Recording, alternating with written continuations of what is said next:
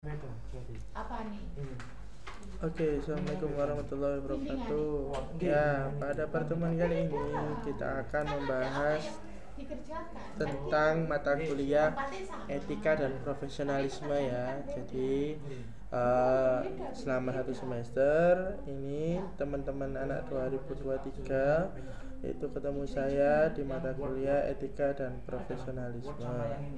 Oke, untuk pertemuan pertama ini kita lebih kepada overview kuliah ya. Jadi intinya adalah kita mau mengenalkan mata kuliah apa sih etika dan profesionalisme itu, membahas tentang apa aja khususnya di bidang informatika gitu ya. Oke, next outline presentasi. Jadi nanti ada 9 pokok ya yang saya jelaskan saat ini. Ada yang pertama pengantar hukum dan etika profesi teknologi informasi, kedua profesi-profesi teknologi informasi, ketiga profesional teknologi informasi, keempat etika berprofesi dalam bidang teknologi informasi, kelima organisasi dan kode etik profesi, 6 cybercrime, ketujuh UU ITE dan HAKI, kedelapan pendapatan usaha teknologi informasi, dan yang terakhir sertifikasi di bidang teknologi informasi. Oke. Sebelum kita masuk ke etika dan profesionalisme, kita pertama adalah tentang hukum, karena hukum itu adalah produk dari etika dan tatanan sosial ya kan. Jadi agar orang itu menaati etika dan tata sosial ya kan ya, atau hukum sosial itu, makanya kita membuat hukum. Jadi hukum itu adalah dasar ya agar kita bisa ngasih reward ataupun kasih sanksi kayak gitu ya. Nah, akhirnya hukum itu pengertiannya adalah norma yang mengatur mana yang benar dan mana yang salah, yang eksistensi atau pembuatannya dilakukan oleh pemerintah baik secara tertulis ataupun tidak tertulis, dan memiliki ancaman hukuman bila terjadi pelanggaran terhadap norma tersebut. Ahmad Ali.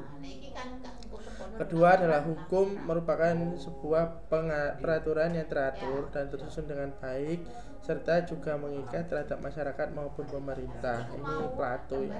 Kemudian hukum ini adalah keseluruhan peraturan hidup yang bersifat memaksa untuk melindungi kepentingan manusia dalam masyarakat. Prof. Dr. Van Kant ya kan. Nah, intinya adalah sebelum kita ngomong etika ya kan, memang lahir dari etika tata krama dan tata sosial dulu, baru dia memproduksi sebuah hukum. Karena kalau hanya sifatnya itu adalah tatanan sosial, itu dia tidak bisa melakukan sebuah reward and punishment ya, pemberian hadiah atau sanksi atau hukum ya kan, menghukum seseorang, karena dia masih berupa aturan ya kan. Maka dari itu akhirnya keluarlah hukum ya kan. Itu ini juga pasti berpengaruh terhadap nilai sosial budaya dan agama ya kan ya. Kita bisa tahu bahwa contohnya aja ya, hukum di luar negeri sama di Indonesia itu juga pastinya berbeda ya kan. Pasti ada yang berbeda, ada yang sama, ada yang berbeda ya kan, seperti itu. Karena itu tadi lahir dari sosial ya kan, lahir dari agama, kultur dan lain-lain. Oke, ini unsur-unsur hukum. Ini ada hukum mengatur tingkah laku atau tindakan manusia dalam kehidupan bermasyarakat, berisikan perintah dan larangan. Peraturan hukum ditetapkan oleh lembaga yang berwenang. Hukum tak boleh dibuat oleh orang biasa, melainkan oleh lembaga berwenang. Sifat hukum itu bersifat mengikat masyarakat luas. Jadi hukum itu ada mengikat ya sebuah komunitas ya, atau kalau dalam hal ini ada warga negara kayak gitu. Tuh, kemudian penegakan aturan hukum tersebut bersifat memaksa, di mana peraturannya bukan untuk dilanggar melainkan untuk dipatuhi, memiliki sanksi. Pastinya dalam sebuah aturan hukum atau draft hukum ya, di industri pun juga punya tata aturan kan ya, ada sanksinya juga. Nah, itu kalau itu di level perusahaan ya. Nah, ini berbeda sendiri. Oke, kemudian berikutnya tujuan hukum. Sifat dan tujuan hukum ini universal, di mana terdapat hal seperti ketertiban, ketentraman, kedamaian, kesejahteraan, dan kebahagiaan dalam tata kehidupan masyarakat. Jika hukum dapat ditegakkan, maka tiap perkara dapat diselesaikan melalui proses pengadilan berdasarkan ketentuan hukum yang berlaku. Hukum ini juga bertujuan menjaga dan mencegah orang tidak menjadi hakim atas dirinya sendiri. Nih, jadi hukum itu kan kalau kita lihat di pengadilan dan lain-lain itu kan ada Dewi Athena ya. Athena yang ditutup matanya terus bawa timbangan ya kan, maksudnya itu adalah kita tidak boleh memihak ya kan di dalam hukum itu. Kalau benar ya benar, salah ya salah. Oke, baru setelah kita tahu ada produk hukum, maka akhirnya lahirlah sebuah etika ya kan. Nah, etika dan profesionalisme ini sebetulnya adalah mata kuliah yang bersifat umum, di mana ini akan menambahkan soft skill kalian ketika kalian besok terjun ke dunia kerja. Ya, jadi karena di setiap perusahaan kan punya aturannya, punya hukumnya sendiri-sendiri. Nah, maka dari itu kita ada pengertian etika ya. Jadi ada etika di dalam kantor kita. Etika itu masing-masing kantor berbeda ya, masing-masing tempat juga berbeda. Tuh. Kalau misalkan kita kerja di luar negeri, kita tuh jarang manggil Pak Bos ya kan, Pak, Mbak ya. Panggil namanya kalau di luar negeri ya kan ya, itu. Jadi bisa jadi berbeda ya tiap-tiap tempat itu etikanya. Etika ini kalau dari sisi bahasa ya, turunan bahasanya itu dari Yunani, ethos, di mana ethos itu adalah kebiasaan ya. Kemudian kata moral atau moralitas itu adalah mos, bahasa Latinnya artinya juga kebiasaan. Berarti etika ini diartikan sebagai kebiasaan adat istiadat. Keduanya sama-sama sebagai sistem nilai tentang bagaimana orang manusia harus hidup sesuai dengan kebiasaan adat istiadat. Pada umumnya, sistem nilai sebagai suatu kebiasaan diturunkan melalui agama dan kebudayaan. Etika ditinjau dari segi filsafat itu adalah etika sebagai ilmu yang menyelidiki mana yang baik dan mana yang buruk sebagai pedoman sikap dan tingkah laku manusia sejauh berkaitan dengan norma-norma. Oke, jadi ketika besok kalian sudah bekerja ataupun masih kuliah lah, itu pasti ada etika yang harus dijaga. Etika itu tidak harus semuanya tertulis, tapi ketika etika itu dilanggar, maka itu akan terjadi sebuah sanksi sosial di mana kalian akan mendapatkan brand atau cap, harekku gak sopan. Nah, itu seperti itu ya. Pernah kan? Jadi contoh misalkan kita di jalan, misalkan ketemu saya, weh, dar, gak panggil Pak atau apa, ya tidak ada yang salah, kalian nggak bisa dihukum, enggak, tetapi kalian akan dapat sanksi sosial. Kayak sanksi sosialnya adalah ini, kalian dianggap oleh si dosen, wah gak sopan anak ini ya kan, atau dilihat oleh teman-teman sekitar itu kalian dicap sebagai tidak sopan. Nah, sanksi sosial ini ya tidak ini ya, tidak dihukum enggak, tapi ya tadi ada sanksi sosial mana orang-orang menilai kita atau mengecap kita. Oke, berikutnya adalah profesi. Jadi kalau kita ngomong etika dan profesionalisme itu kan adalah sifat ya, sifat atau sikap yang mengikat pada sebuah profesi. Profesi itu kalau dari ini ya, itu merupakan suatu moral community atau masyarakat moral yang memiliki cita-cita dan nilai bersama. Suatu profesi disatukan umumnya berdasarkan latar pendidikan, profesi atau keahlian tertentu yang menunjukkan arah moral suatu profesi. Oke, jadi profesi itu adalah beda dengan pekerjaan ya. Jadi kalau pekerjaan itu misalkan pekerjaan saya ya kan, ya dosen, ya kan, guru, ngajar. Pekerjaan saya mengajar, ya meneliti dan juga mengabdi. Tapi kalau profesi itu dosen. Jadi profesi ini muncul ketika pekerjaan tadi itu punya nilai atau punya tujuan, arah moral yang sama. Ya, profesi dokter, profesi guru, ya kan. Nah, seperti itu. Ya, jadi bukan pekerjaan. Kalau pekerjaan ini kan kata kerja. Kata kerja kita melakukan apa. Tapi kalau profesi itu selain kita melakukan sesuatu atau pekerjaan, itu punya nilai atau arah tujuan ya, sehingga banyak orang yang mempunyai pekerjaan yang sama tadi itu memiliki tujuan yang sama. Karena itu profesi memiliki tanggung jawab khusus melalui kode etik profesi, maka kepercayaan masyarakat akan suatu profesi dapat diperkuat. Nah, akhirnya ketika kita punya tujuan yang sama, maka itu juga harus ada etisnya. Oke, salah satu contoh paling gampang kalau kalian yang banyak tahu itu adalah kode etik di penelitian atau kode etik di kedokteran, ya kan? Oke, kedokteran aja ya, kode etik kedokteran. Di kode etik kedokteran itu ada kode etik di mana dokter itu dilarang untuk mempromosikan obat, ya kan?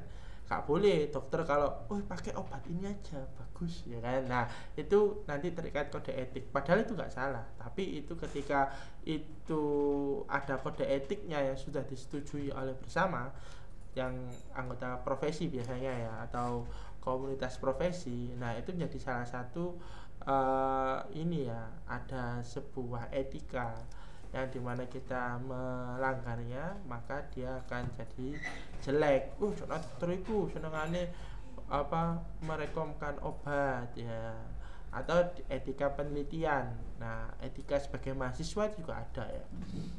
Ada Pak, mahasiswa apakah profesi ya, karena dia belum bersifat keuntungan ya, menghasilkan keuntungan, maka belum disebut profesi. Tapi bisa saja mahasiswa disebut sebuah profesi, ya kan? Ada ikatan mahasiswa, ya kan, IKA. Ada ikatan dokter, ID. Ada ikatan dosen, IDRI. Ikatan dosen Republik Indonesia. Nah, itu. Nah, kalau di penelitian kita di lingkungan akademis perguruan tinggi itu ada kode etik. Salah satunya adalah plagiarisme atau mengambil pekerjaan orang dan kita akui. Ya sama kayak hak cipta ya, sama 11-12 ya kan, ya sekarang lagi rame hak cipta lagu, kita nyetel lagu bayar royalti ya kan ya. Sama, kita di penelitian juga sama. Kita di penelitian kita terikat oleh kode etik di mana kita tidak boleh plagiarisme ya kan, atau mencontoh atau menghai pekerjaan orang sebagai pekerjaan kita ya kan. Hak melok garap melok ngakoni ya kan, angge orang melok gawe melok ngomong kayak gitu ya, gak boleh kayak gitu ya. Jadi kita harus tahu kenapa sih plagiarisme dilarang, itu seperti itu. Jadi plagiarisme ini hampir mirip dengan mencontoh, tapi kalau mencontoh itu kan ibaratnya yang rugi adalah yang dicontoh karena nilainya itu sama ya. Contoh yang gak belajar, contoh yang belajar. Yang belajar sudah mengorbankan waktu dan lain sebagainya, nilainya sama ternyata karena dicontoh sama teman sebelah. Nah, plagiarisme itu hampir sama. Jadi plagiarisme itu kamu yang meneliti, kamu yang mengerjakan dan seterusnya, terus temanmu tinggal comot-comot aja hasilmu. Nah, itu plagiarisme ya. Ini sebetulnya kalau secara hukum yang logis itu malah ngono ae kok ngamuk gitu ya. Tapi itu merugikan orang, sehingga makanya harus ada kode etik tadi itu. Kamu nggak kasihan orangnya tadi sudah meluangkan waktunya melakukan pekerjaan dan seterusnya, akhirnya kamu tinggal comot-comot kayak gitu ya. Tuh. Nah, etika profesi ini kode etik yang diberlakukan untuk profesi tertentu dalam suatu organisasi ya. Jadi pasti terikat di dalam sebuah organisasi kan ya. Tuh. Nah, kode etik berlaku untuk suatu profesi tertentu yang bertindak secara profesional. Oke. Ciri khas profesi ini ada suatu bidang pekerjaan yang terorganisir dari jenis intelektual yang terus berkembang dan diperluas. Kedua, suatu teknik intelektual. Ketiga, penerapan praktis dan teknik intelektual pada urusan praktis. Keempat, suatu periode panjang untuk pelatihan dan sertifikasi. Kelima, beberapa standar dan pernyataan tentang etika yang dapat diselenggarakan. Kemampuan untuk memimpin pada profesi sendiri. Asosiasi dari anggota profesi menjadi suatu kelompok yang erat dengan kualitas komunikasi yang tinggi antar anggotanya. Pengakuan sebagai profesi, perhatian yang profesional terhadap penggunaan yang bertanggung jawab dari pekerjaan profesi, dan yang terakhir hubungan yang erat dengan profesi lain. Kemudian ada etika pengambilan keputusan. Jadi ketika kita besok menjadi sebuah manajer atau pemimpin, maka kita juga ada etikanya juga ketika mengambil keputusan. Yang pertama adalah kumpulkan fakta. kedua, identifikasi stakeholder dan posisi mereka ketika pertimbangkan konsekuensi dari keputusan. Keempat, pertimbangkan berbagai prinsip dan pedoman. Kelima, kembangkan dan evaluasi pilihan-pilihan. Enam, tinjau sebuah keputusan. Dan yang terakhir, evaluasi hasil dari keputusan. Nah, ini kalau kalian belajar organisasi ya di HIMA ataupun di BEM, itu kalian juga harus ada etika ya sebelum kalian mengambilkan sebuah keputusan, meskipun itu keputusan di lingkungan organisasi kalian. Contoh, diwajibkan KAS ya misalkan di HIMA. Nah, itu kalian harus punya fakta dulu, kenapa kok butuh KAS ya kan. Terus kira-kira kalau KAS-nya diberlakukan, kira-kira yang bayar sama gak bayar banyakan yang mana. Kemudian ada potensi konflik gak di sana. Nah, itu juga harus diinikan dulu ya secara bersama. Jadi nanti kalau sudah setuju semua, maka ini keputusannya bisa disupport oleh banyak orang. Dan ada etika dalam teknologi informasi. Nah, kita di bidang informatika itu juga ada etikanya ya. Etikanya contohnya misalkan pemantauan akses email dan internet, pelanggaran hak cipta dalam jaringan, email yang mengganggu, hacker dan penyalahgunaan identitas, plagiarism, cookies dan spyware. Nah, ini adalah salah satu contoh pelanggaran etika ya dalam teknologi informasi. Contohnya misalkan pemerintah ya sekarang kan lagi mengesahkan RUU data pribadi kan ya. Nah, ketika pemerintah melakukan spying ya, atau ibaratnya evadrop atau mata-matai akun kita, itu sebetulnya kan kita bisa apa kan ya. Nah, itu kan juga salah satu upaya di mana itu bisa menjaga kestabilan ya kan, kestabilan negara dan seterusnya. Tapi di situ juga ada etikanya. Jadi tidak serta-merta kita ngintip ya data dan seterusnya. Makanya RUU perlindungan data pribadi itu jadi sangat penting karena nanti itu berhubungan dengan etika. Bagaimana kita mengambil data orang dan seterusnya, memperlakukan dan lain-lain.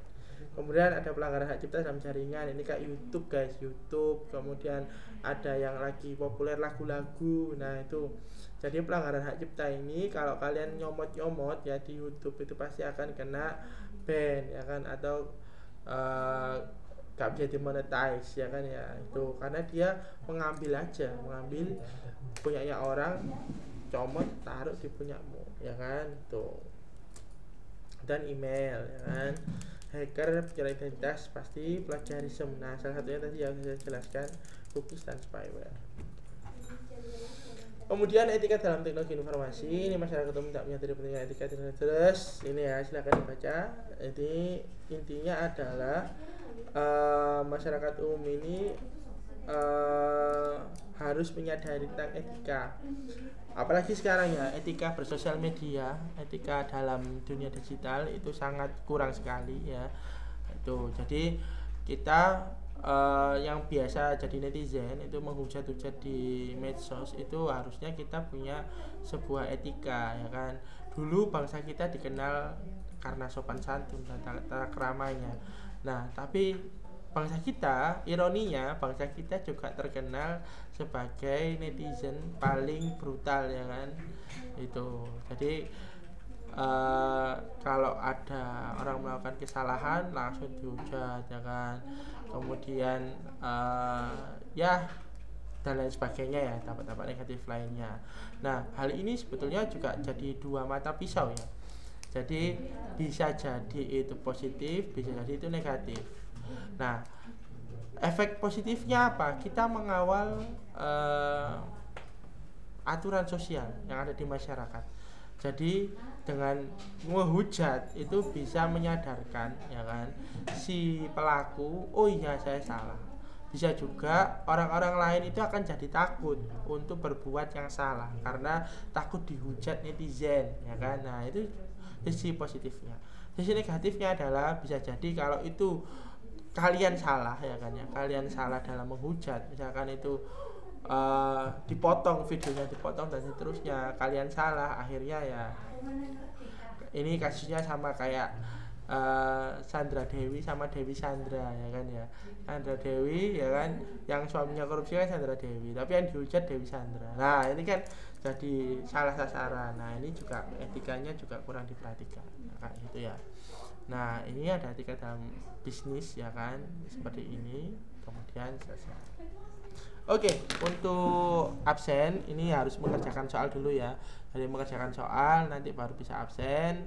Setelah melihat video dari saya, nanti pertanyaannya yang meliputi tentang video ini tadi ya kan. Pertanyaannya pastinya nggak banyak-banyak, cuma 4 atau 5 ya kan.